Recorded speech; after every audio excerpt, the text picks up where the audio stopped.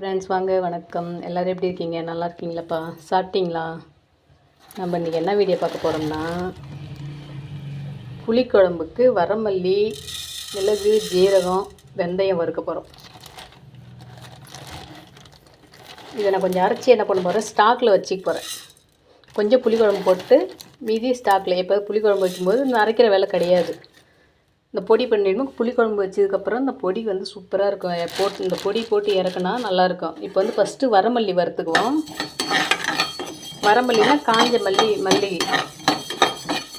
காஞ்சி போன மல்லி இல்லையா, அதை லைட்டாக வறுத்து எடுத்துக்குவோம். ரொம்ப தீஞ்சிராமல் அடுப்பு வந்து சிம்மில் வச்சுக்கோங்க.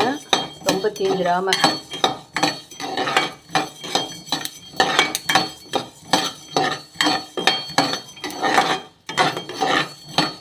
நான் இவ்வளோ எதுக்கு வறுக்கிறேன்னா, கொஞ்சம் அடுத்த டைம் குழம்பு வைக்கும்போது இந்த வேலை இல்லை, அரைக்கிற வேலை இல்லை. அதுக்காக தான் கொஞ்சம் சேர்த்தே போட்டிருக்கேன்.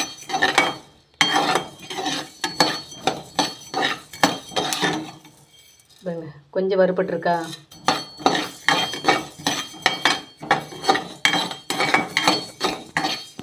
ரொம்ப வறுக்க வேண்டாம், ஒரு மாதிரி கருகின வாடை வந்துடும்.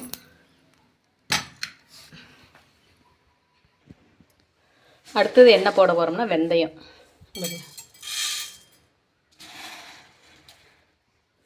தோராமல் உங்களுக்கு எவ்வளோ போடணும்னு தோணும் அவங்க வெந்தயம் மட்டும் அதிகமாக போடாதீங்க, கொஞ்சமாக போட்டுக்கோங்க. இப்போ நான் வந்து மல்லியும் வறுத்து வச்சிட்டேன், வெந்தயம் வறுத்துட்ருக்கேன்.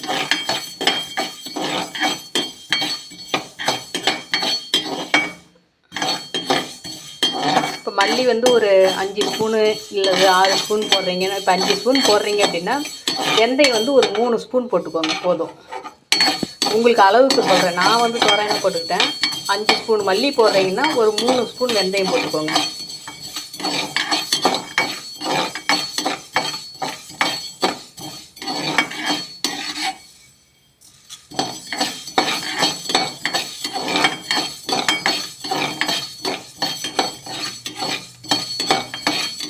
அது வெந்தயம் வந்து சீக்கிரமாக வறுபட்டுரும்.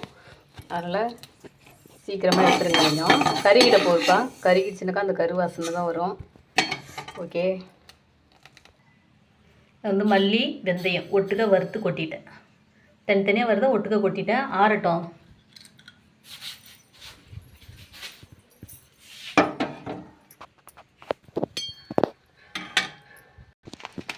அடுத்தது வந்து ஜீரகம்பா கொஞ்சமாக. மல்லி 5 ஸ்பூன் சொன்னோம் இல்லைங்களா, 5 ஸ்பூனு, வெந்தயம் ஒரு 3 ஸ்பூனு, ஜீரகம் வந்து ஒரு 2 ஸ்பூனு இல்லை ஒரு 1.5 ஸ்பூன் போட்டுக்கோங்க. மிளகு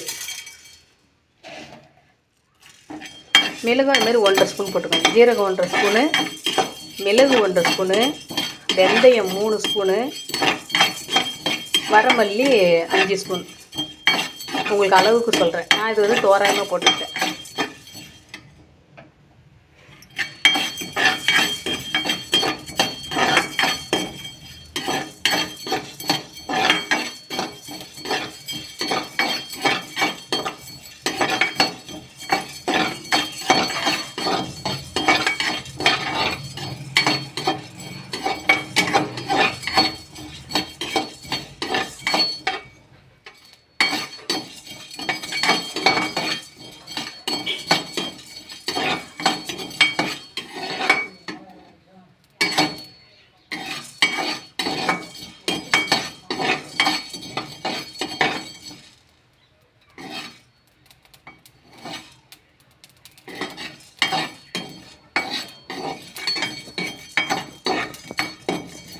இப்போ இது கருகிடாமல் பார்த்து பதமாக இருக்குன்னா பாருங்கள், பொரியுது பார்த்தீங்களா?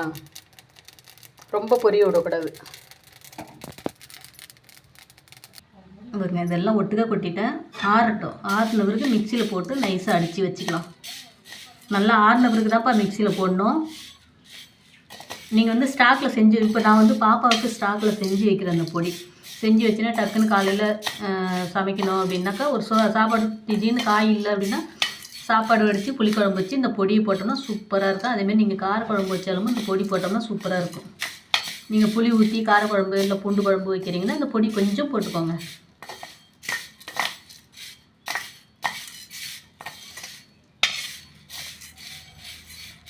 ஓகே, இது ஆறுனதுக்கப்புறம் மிக்சியில் போட்டு நல்லா நைஸாக அடித்து ஒரு பிளாஸ்டிக் டப்பாவில் போட்டு மூடி வச்சுக்கோங்க.